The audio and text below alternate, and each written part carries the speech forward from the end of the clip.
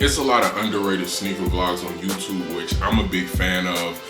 Because they just give people a chance to talk about and discuss the lesser known shoes, the less hype beastie shoes in the community. So I decided to make one.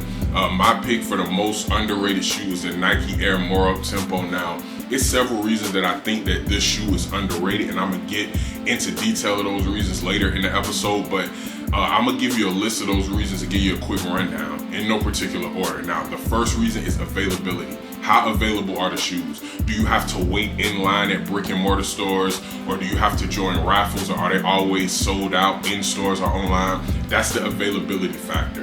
The second one is the affordability. Now, I know this is the internet where everybody's rich.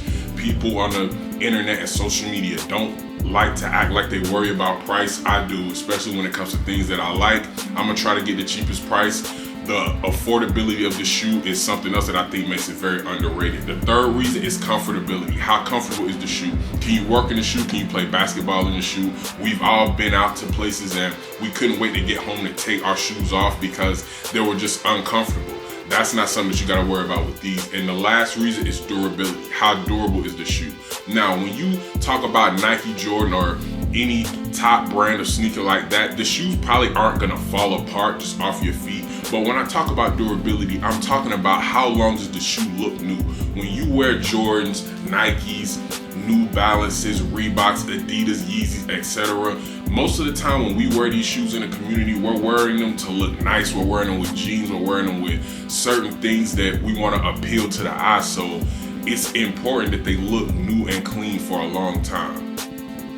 Now, getting into the origin of the shoe a little bit, this shoe was released in 1996. Scottie Pippen wore this shoe throughout the 1996 season, and he wore them so much and he got them so much attention in the basketball community that a lot of people mistake these for Pippins. A lot of people don't even call these More Uptempo, they call them Pippins. They're not Pippins though. If you look at the shoe, there's no Pippen logo anywhere on the shoe.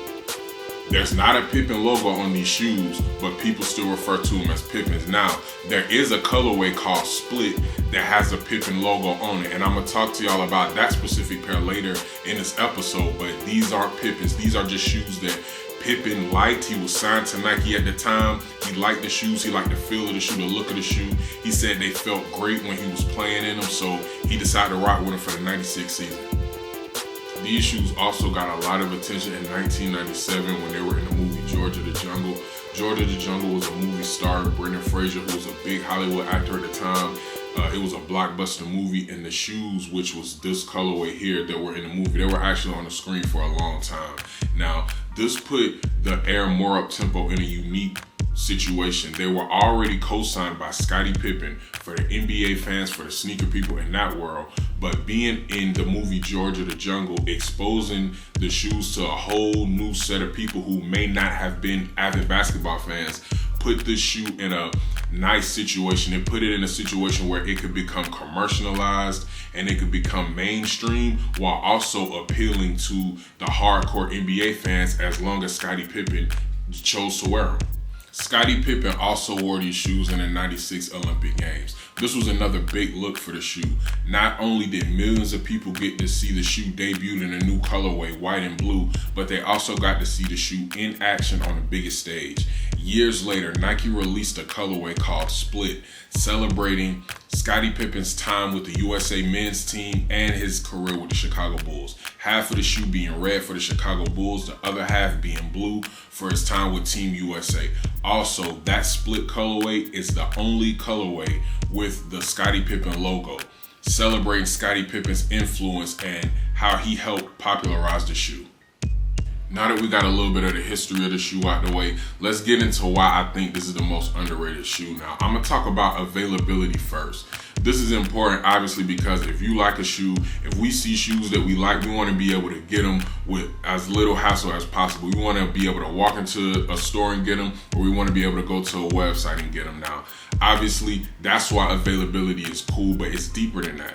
When a shoe is highly available, which means there are more than enough pairs for the people, that takes control out of the reseller's hands. A lot of y'all folks be using bots. A lot of y'all folks be bribing retail workers to get more shoes than you should, or to get shoes early, or manipulating the inventory of the shoe. That's some bullshit. You know what I'm saying? That only helps the resellers. When a shoe is available, it cleans the ecosystem somewhat in the shoe world.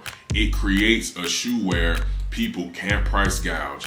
People can't manipulate the market with the price of the shoe. Hype beasts can't really control a shoe that's highly available. I got this pair in a store. I've been in the store several times and seen more Air Uptempos on the shelves. That means that this is another shoe that resellers can't manipulate. They can't hold them. They can't charge whatever they want. I know there's been times where y'all was looking at a shoe and you was waiting for the price to go down, but it never went down. The reason that it never went down is because of the availability. When a shoe is available, like the More Air Uptempo, not only does it help the sneaker game as a whole, but it creates a way for more people to get the shoe and for more people to be happy with their purchase. Now let's talk about the affordability of the shoe. I know this is something that isn't talked about in the sneaker community. A lot of people like to believe that the more expensive a shoe is, the better the shoe is, the more exclusive the shoe is, but that's just not the case now. If you go to Nike.com and you look under More Uptempo, you're gonna see these shoes range anywhere from $120 to $175. Now, that can be a little bit on the pricey side. You know, a lot of people don't want to spend $170 for a pair of shoes, and I understand that.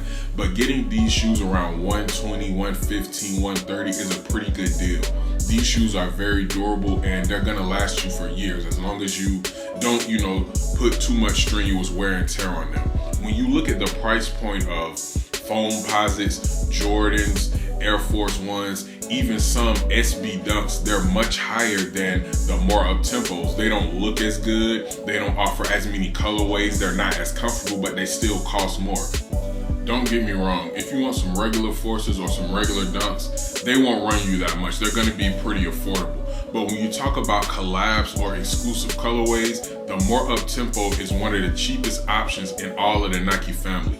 Just think about it. Think about some of the other collabs. The Sean Witherspoon Air Max, the Paranorman foams, the Galaxy foams, the Supreme Air Force Ones, the Panda Dunks, any Jordan Dorenbacher collab.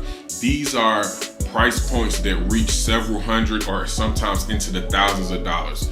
More Uptempo shoes, the price point just doesn't get that high. So let's talk about the comfortability of these shoes. These are some of the most comfortable shoes that I've ever had, man. When you put your feet in these, they really hug your feet. They are pretty heavy. They're big and blocky. They look kind of clunky. Depending on the type of pants that you wear, they can look big, from some angles. They are just a big, bulky shoe, but they really don't feel as heavy as they look. They hug your feet pretty well. They protect your feet pretty well. This is just an overall very well-made shoe. I actually do a lot of Uber and DoorDash. I had to stop wearing these. I was wearing them too much. They were just so comfortable. I couldn't stop wearing them. So when it comes to being comfortable, these shoes are at the top of my list. Now let's talk about the durability of the shoe. When I talk about durability, I'm more talking about the image of the shoe. Now, when you pay hundreds of dollars for a shoe from a known, reputable company like Nike, you expect the durability to be there. And I don't have anything bad to say about the durability of these shoes. But what I specifically like about these shoes is it takes long for these shoes to look worn out. You know what I mean? There are some Jordan brands, there are some other Nike brands, Air Maxes and Air Force Ones, they get creases in specific places. They get scuffs in specific places. They start to wear and tear in specific places. I don't have a problem with this shoe. I've had this shoe for over 2 years. Both of these pairs for over 2 years. They both look like they're almost new. The type of material that the shoes are made of, you can see if you look up close, these shoes are very dirty. These shoes are very dirty. I have not scrubbed these shoes in a minute, but the type of material that the shoes are made of, it's very hard to get this type of material dirty. Now y'all see these is dirty, but this type of material, it's very hard to get dirty. These shoes look clean for a very long time. I mean, you really gotta go hard to make these shoes look dirty. So that blockiness, that thickness, that's not just a look. The material actually matches it. And if I was to scrub these right now, they both would look pretty much brand new. I know I said we were discussing availability, comfortability, affordability, and durability, but I'm gonna tell y'all about another perk of these shoes. It's the immense colorway that they offer. This shoe has hundreds of colorways. Go to any shoe retailer, whether it be Nike, Flight Club, GOAT, StockX, you're gonna find hundreds of options, hundreds of colorways. I've seen this shoe in more colorways probably than any other shoe besides the Air Force One. There's no way that you should have a problem matching a More Uptempo with any outfit that you have. Any type of color is available. All white with the gum bottom, all black, rainbow colors, animal print, glow in the dark, anything that you can think of, any type of personality or style you want, you can probably find an Air More Uptempo that can fit it. So that's my take on the most underrated shoe. Get in the comments, let me know what y'all think. Was there any reasons that I missed? What are y'all most underrated shoe? Let me know in the comments below. Like, subscribe, share. If you like more content about shoes, check out the next episode of Kickin Flavor. Peace.